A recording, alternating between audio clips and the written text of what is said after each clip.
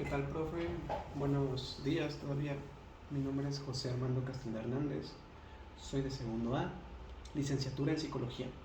Y bueno, a continuación voy a explicar lo que son mis maquetas, el sistema nervioso central y periférico. Y ya, bueno, durante la explicación voy a agregar otros apartados que venían en la rúbrica de evaluación. Espero lo disfruten. Voy a levantarme para que se aprecie con más detalle lo que es la maqueta. Bueno, primero vamos a diferenciar lo que es el sistema nervioso central del sistema nervioso periférico. El sistema nervioso central lo conformaría lo que es el encéfalo, el tronco encefálico y la médula espinal. Y el sistema nervioso periférico sería todo lo externo a esto, que serían los músculos, los órganos, etc. Es decir, lo que no se encuentra aquí forma parte del sistema nervioso periférico. Ahora, iniciando desde la parte de arriba, que son los lóbulos, vamos a empezar con el lóbulo frontal. Este, al ser el más grande, se encarga de los procesamientos más complejos de información, es decir, el razonamiento, la toma de decisiones, todo esto. Después seguiría el lóbulo parietal, que se encarga de la regulación de la temperatura y de la percepción del dolor. Posteriormente tenemos el lóbulo temporal, que no se encuentra aquí dentro, ahorita explico el porqué, y básicamente se encarga de lo que es recibir o percibir los estímulos auditivos y de la memoria, el proceso de la memoria. ¿Por qué se encuentra fuera? Porque aquí en esta cara, o lo que es este corte sagital, no se puede percibir. Es decir, si yo quiero ver este lado del encéfalo, ocuparía ver lo que es la parte trasera del cerebro. Es decir, porque este se encuentra en los laterales. Entonces, si yo lo quiero visualizar, tendría que esta maqueta voltearla, ver la capa externa del encéfalo y ahí se vería. Posteriormente tenemos lo que es la barrera hematoencefálica, que sería toda esta parte de aquí, que recubre todo el encéfalo. ¿Y de qué se encarga? Bueno, principalmente sería como migración en México hacia Estados Unidos. Evita que entren virus y bacterias, pero a su vez permite que pasen otras sustancias que sí son necesarias para que el cerebro funcione de manera adecuada, que serían el oxígeno, el agua, el dióxido de carbono, entre otras cosas. Pero existen 5 puntos, estos aquí, los grises, que no están cubiertos por la barrera hematoencefálica. ¿Por qué? Porque el cerebro no puede estar totalmente aislado, es decir, requiere transmitir y recibir ciertos componentes, entre ellos manda neurotransmisores, entre otras sustancias, pero principalmente es porque no puede estar totalmente aislado. Ahora, posteriormente, tronco encefálico, vamos a bajar, llegamos a la médula espinal. Primero voy a hablar de lo que hay dentro de ella, que eso lo podemos percibir en esta parte de aquí, que es como esta mariposa. La médula es esto. Y bueno, principalmente lo componen esta sustancia, esto rosa, en realidad es blanco. Hagamos de cuenta que es blanco, es la sustancia blanca. ¿Y por qué blanca? Principalmente porque aquí existe un gran conglomerado de mielina. Entonces, principalmente por eso, porque la mielina tiñe. Y posteriormente, lo que es la mariposa, que es la sustancia gris. Es blanca, pero imaginemos que es gris. ¿Y por qué gris? Porque es amielínica, es decir, que no consta de mielina. Posteriormente tenemos unas protuberancias aquí que salen, que se llamarían nervios raquídeos, y de que se encargan de permitir que la raíz llegue hasta lo que es la sustancia gris. ¿Y qué hace cada raíz? Bueno, tenemos 2 tipos, la de arriba, que esta es la raíz posterior aferente. ¿Y qué hacen las aferentes? Toman los estímulos del exterior, es decir, el dolor, todo esto, y los van a transmitir hacia el sistema, hacia el sistema nervioso central. Y la raíz anterior, que es la de abajo, que es la eferente, va a transmitir la información desde el sistema nervioso central hasta todo el sistema nervioso periférico, es decir, a todo el resto del cuerpo. Ahora, aquí se despegó un poco. Ahora, la médula espinal consta de 3 capas. La primera sería la pía madre, que es la que está adherida a la médula espinal, es la más delgada.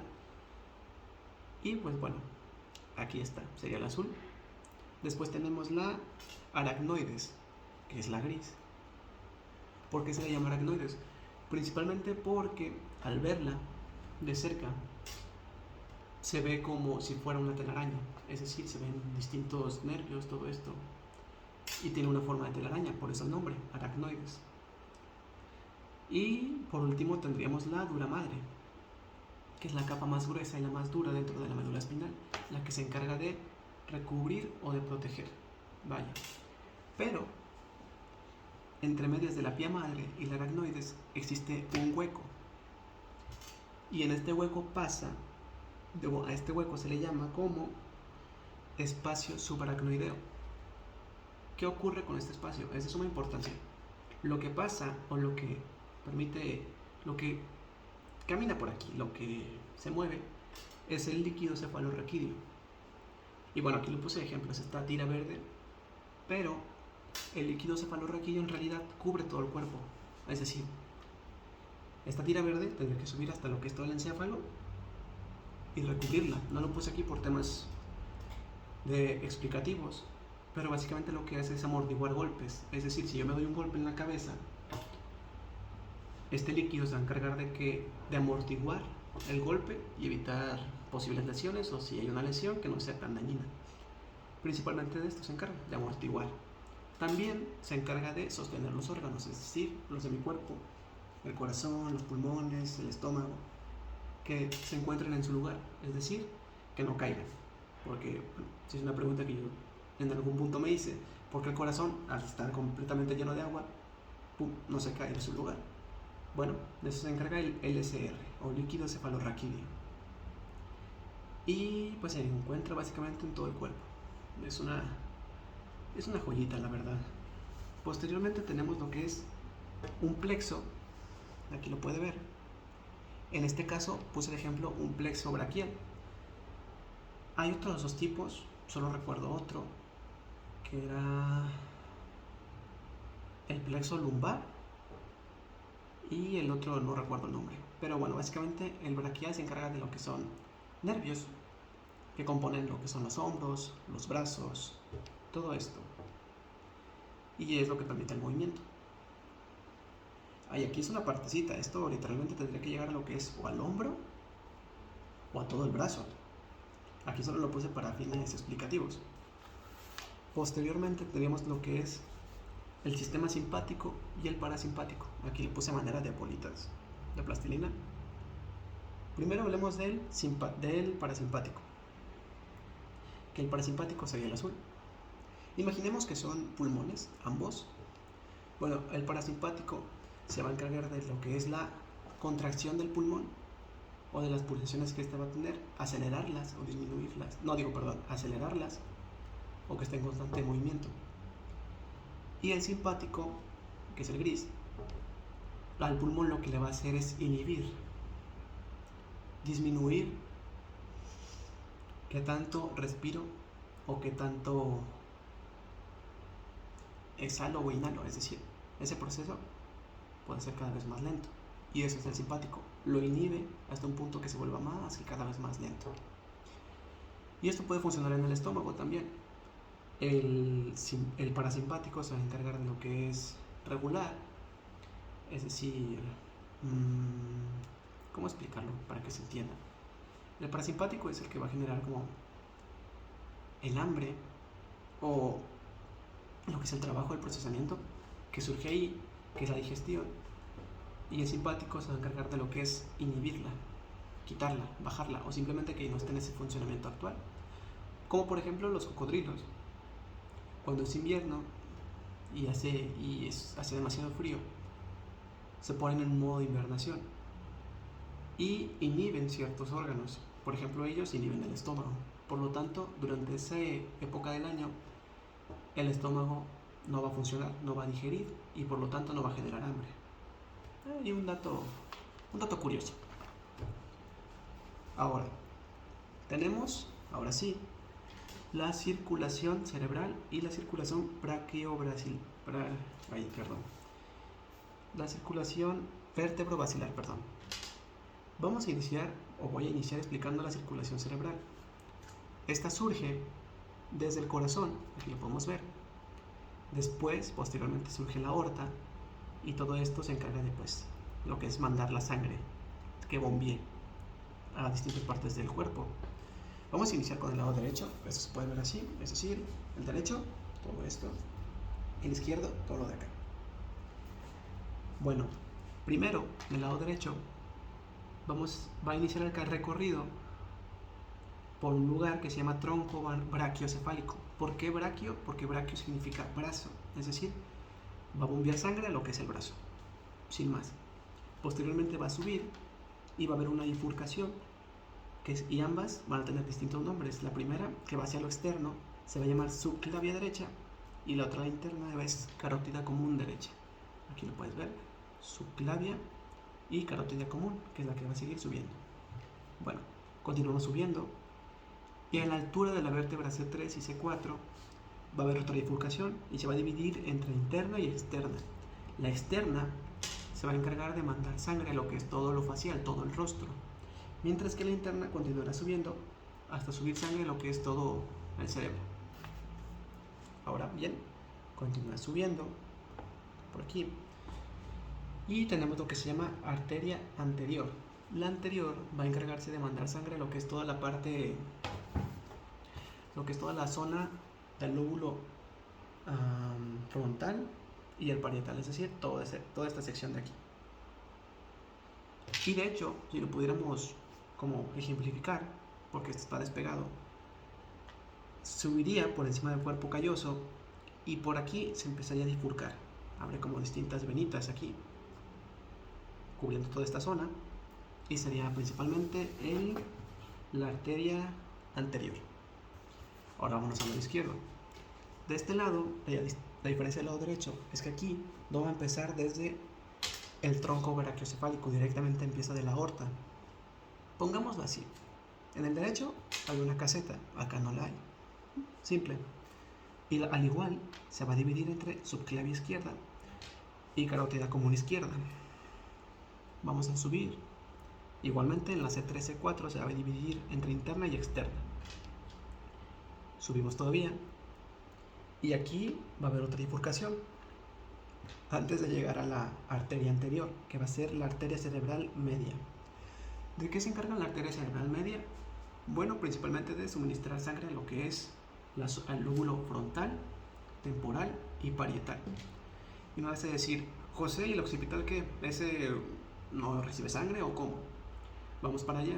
No es que sea discriminado, simplemente que en este proceso no llega la sangre, no la transmiten principalmente al occipital. Pasamos ahora a lo que es la circulación vertebrovascular. Esa van a ser directamente desde la subclavia, es decir, esta sección de aquí nacerá. De aquí va a nacer una protuberancia de aquí, otro vaso. Se van a mover. Y antes de juntarse a lo que es aquí, van a tener un nombre. Este nombre se va a llamar circulación vertebral. Simplemente así le llamamos antes de que se conecten. Así tiene ese nombre. Y ahora sí, cuando se une, el nombre que ya les había dicho, circulación vertebrovascular. Vamos a continuar subiendo y la primera arteria que va a surgir de aquí va a ser la famosa pica. ¿Y de qué se encarga la pica? Bueno, a términos explicativos, la pica va a mandar sangre a lo que es la zona inferior posterior del encéfalo. Es decir, posterior atrás, inferior abajo, esta parte de aquí. Ok. Continuamos subiendo. Sale otra arteria. En este caso sería la famosa AICA. Y la AICA, esto está algo complicado, va a mandar sangre a la zona inferior anterior del cerebelo. Es decir, esta parte de aquí. Anterior, entendámoslo como adelante. Por lo tanto, sería aquí. Entonces, continuaríamos subiendo. Y ya por último tendríamos la SUCA, que el azúcar lo que va a hacer es mandar sangre o bombear sangre a la zona superior del cerebelo, toda esta parte de arriba. Aquí no existe división como abajo, sería todo esto. Bueno, continuamos el recorrido, ya pasamos todas estas arterias y al momento de dividirse vamos a tener lo que es la arteria cerebral posterior, y aquí por fin tendríamos la que manda principalmente sangre al lóbulo occipital. Anterior, entendámoslo como atrás. Por lo tanto, ¿dónde dijimos que estaba? Pues en la parte de atrás, es decir, por lo tanto anterior se entiende atrás, occipital. Y bueno, eso sería todo de mi parte. Espero que le haya gustado.